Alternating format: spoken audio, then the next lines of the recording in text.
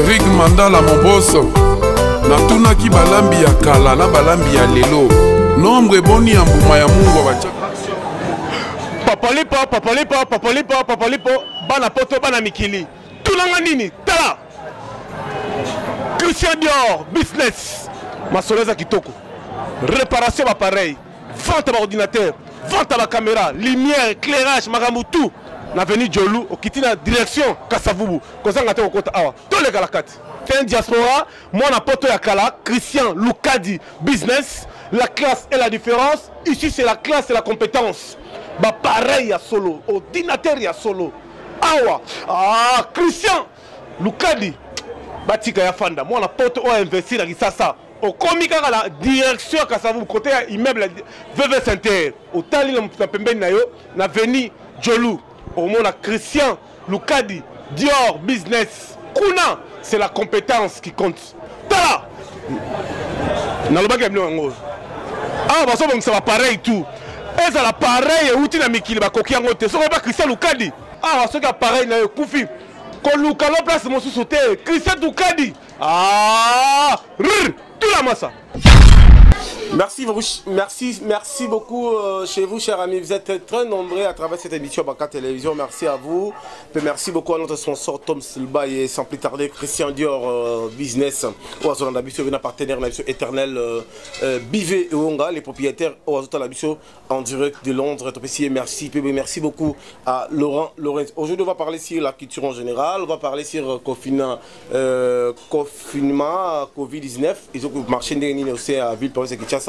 Puis en même temps on va parler sur musicien il y a 4e génération, 5e génération parce que polémique ils ont constaté ça continue toujours on voit toujours entre Fally Ipupa et Ferrigola et aussi Mbaté guerre toujours continuer. Est-ce qu'Héritier Watanabe va faire un featuring avec Fally Ipupa du Cap La Merveille? Alors merci beaucoup à Abel Naluanda Shiga Bita, la vision la loi de la PC Mbote, Mbote Belena, bienvenue, Makanga Bonte Belena, Chouchouna Titala Vero, Kiri, Dadi Kinzunga, Momo Makoso et Don Sosa, le superviseur, Tati Vita, Alain Monta, Dr Moulenda, Hussein Saidi, Blaise Nzinga Bestine Bilele, Jolie Malanda, Freddy Walelo, Gladys Mbala, Karim Kaya, femme d'affaires. Merci beaucoup à Rotavi Mpiaka, Bogali Bongongo, à Rotalabiso, boutique Ezo Idée en direct Nakatia, Turquie. Alors aujourd'hui dans cette émission, on va recevoir Wadir Mfumbo, musicien aussi à Viva la Musica, de Papa Wimba, depuis Papa Wimba Tiki Bisso, ça fait beaucoup de temps.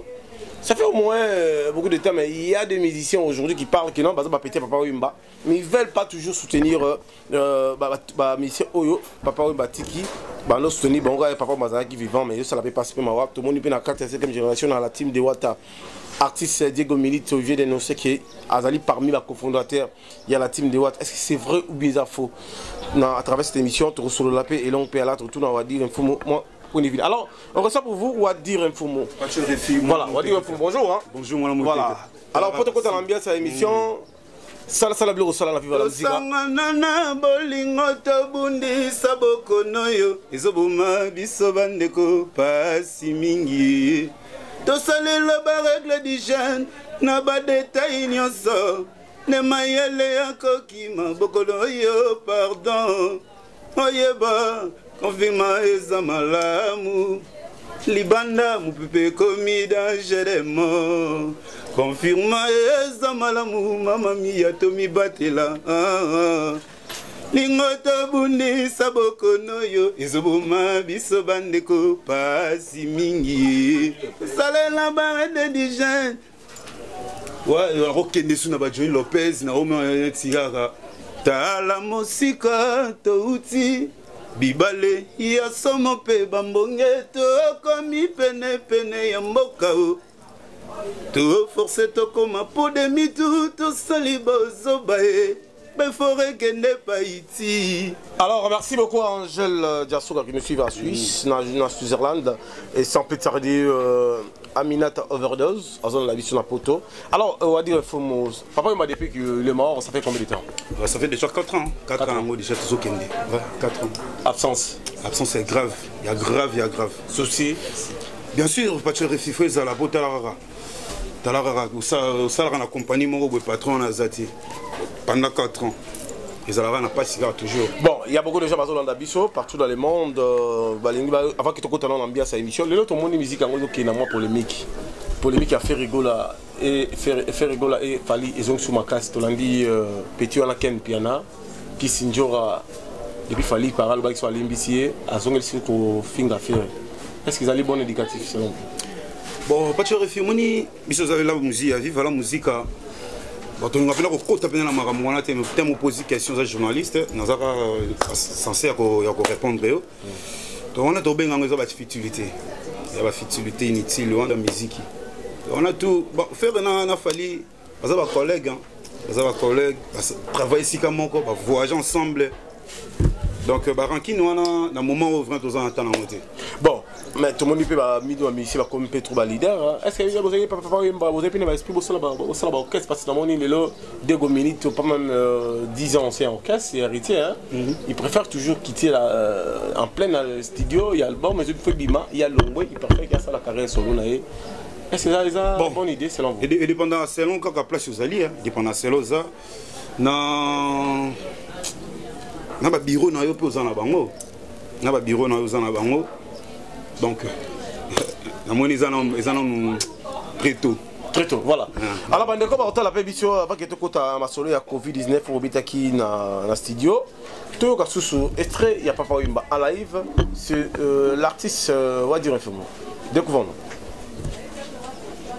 to sangana na bolingo to bundisa bokono yo Izobuma biso bandeko pasi mingi tosalela ba règle du jeune na ba détail nyonso ne mayele ya kokima bokono yo pardon oyeba confirma eza malamu libanda mupepe komi danger de mort confirme angelta oyeba kao Bolingo ponda bungisa bokono yo izoboma biso bandeko pasi mingi tosalela ba règle du jeune na ba détail nyonso de mayele ya kokima bokono yo pardon oyeba confirma eza malamu libana liberté commis danger de mort. Merci beaucoup, cher ami. Alors, on continue l'ambiance à l'émission. Merci beaucoup à Chico Tsengo Chimata Labiso, en direct de France. On a fait Mbote. Sans plus tarder, Nancy Bokanga, Mireille Kasseka, général John Chibang, personne Labiso. Alors, le confinement, vous vivre dans la musique? Si, bon, tous allés, tous vivre chaque année, tout nous sommes vivre. Tout est au vivre. Orchestre, moi, je vais nous les azati. Donc, Bissona Bango. Bisotou, dans le monde musical, dans le monde union, nous avons confirmé, donc, nous venons de parler, donc, nous avons travaillé comme nous avons travaillé comme individualité dans parler. C'est ça, mais nous avons lancé un appel à la fanatique dans la union, Ange Tia Maître, dans l'Afrique d'ici, Babi Marambo, nous sommes en plein studio, pour te préparer du maître. Donc, la voix du maître est ça qu'au bang. On a tout un ennemi visible pour que la maladie on sensibiliser la population mais tout ça la maman et l'autre dans la fin d'année la voix du maître mon colonel Edi Mwanza na Soudaf Trésor Mwanza là na Soudaf Fabrice Ebele et bébé Fabrice et bébé, dans Souda Fouana, Patrick Bazo Zela, la voix du maître, na Ningemoa au Sarnati. Pour ton information, on peut savoir information que Nazo Kende Djoubek, na Bukasi, ya Kas Kasereka, poison. De Djobou. Nazo Kende Pena, na Bukasi, ya Kas Kasereka, poison. Voilà. Nazo Kende Wana, en Afrique du Sud. Normalement on appelle ça JP Ilunga. JP Ilunga en Afrique du Sud, on a bango. JP Ilunga au Kouta na Batoni Mayokab. Voilà. Didé Chombo petit Jésus. Jésus voilà. Donc Zombie King Zombie. Voilà, on a bango wana. Donc mon colonel. Na bandé sous mon colonel Edi. Album. Vous avez l'album, vous avez un studio. Mais ndeko moko benga kinga lobi nanga mais pas tuer les filles. Tout le monde va orchestre ça confirmer ils ont répété faire ils ont répété confier ils ont répété ma live. Ba musicien héritier va se répéter dans ma live mais bino vous répéter pour nani. Pourquoi ça live moko te qui va sur bino live. Si to ça que lo mo par live moko na chaîne moko boye. Ils ont les réseaux passer derrière la page na site c'est so ba beti www papa ma côté na YouTube papa Wemba officiel. Ba au monde to ça lo moko boye wana ya chaud. Mais pour la répétition pendant tozoni ngaka to respecter na nous maloba mokonzi ya mboka. Maloba ya papa biso Etienne Tshisekedi papa biso Félix Tshisekedi. Donc tant aloba ki tozela accord na e so ba ki bo fongola G to fongoli G to répéter na cause point tandis que mokonzi ya mboka si aloba ki voilà ba retenir ni na passage no ningo leki na émission na biso mokolo lelo ba retenir ni ouais ba to ba retenir ka ke tozana studio donc c'est la ngelo ko na nzembo na nga mobimba na mbeli vie na Mamadou Machuda na Paris Mamadou na kosala nini ye bolingo compliqué ngayo Machuda na kosala boni yo bolingo minono donc base la bolingo compliqué na so boa ko mangwe belé po bika ko ne ba ko mara ko joja donc vraiment na bokasi bato ba soutenir ngane na ba Suisse wana na so mo Angèle Diansuka Angèle Diansuka la princesse voilà na papa na biso Santos Jalman tambonga ça résident à Genève donc on appelle ça on ba mbote bato ba soutenir ngai na bosanité mon colonel Edi Mwanza disque na biso ngone zoya nzema mobima bolingo compliqué. Voilà. Tout ce que ça on a 100 millions de soucis hein, na refrain kaka pour que Chico Mouchachino ta biso, Chiquito Mouchachino. Je salue la dame des dames Yolande Kaniba, Yoyebi Break Bayaka, Shida Ibuna, femme africaine. Mita Moni Charles Boyenga à Londres Yoyebi. Hein? Carly Bello, londonien, Yoyebi. Carly Bello, londonien. Le plus suspect. Voilà, mais pas tu réfléchis sur le mot. Bah tout. Bazal Razao, Patrick Mekawana, Trésor Ngandorien. Trésor Ngandorien, Trésor que je salue à passant. Trésor Ngandorien, staff en a tout. Staff en a tout. Nous avons très kitoko. Bango tout, petit pas c'est bon.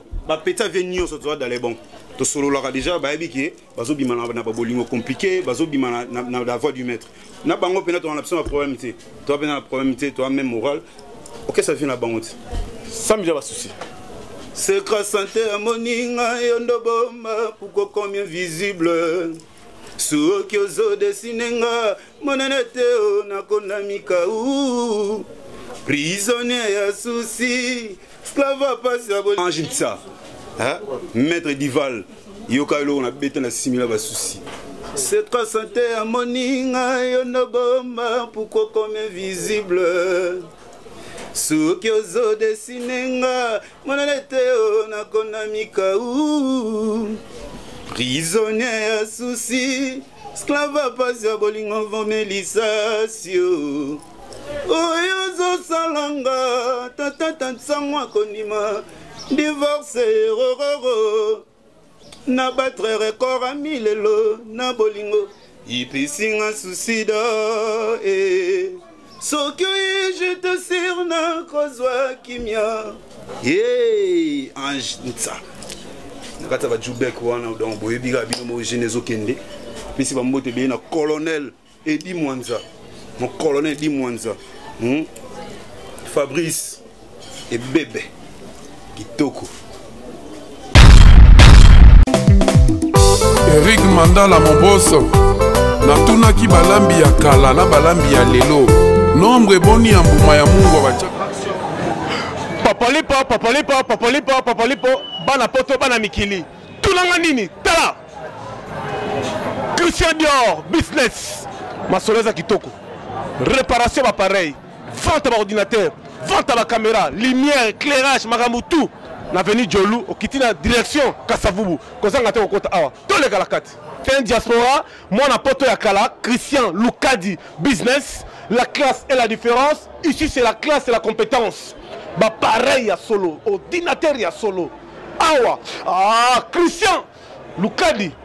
Batika ya fanda. Moi on a poto o investir dans ça. au comique à la direction que ça vous côté immeuble VV Center au tali na pembeni na yo na veni Jolu au monde Christian Lukadi Dior Business kuna c'est la compétence qui compte tala na le bagage ngo ah bah ça bon ça va pareil tout et ça la pareil outil na mikili ba koki yango te so ba Christian Lukadi ah ça ka pareil na yo kufi ko Lukalo place mo sous Christian Lukadi ah tout la massa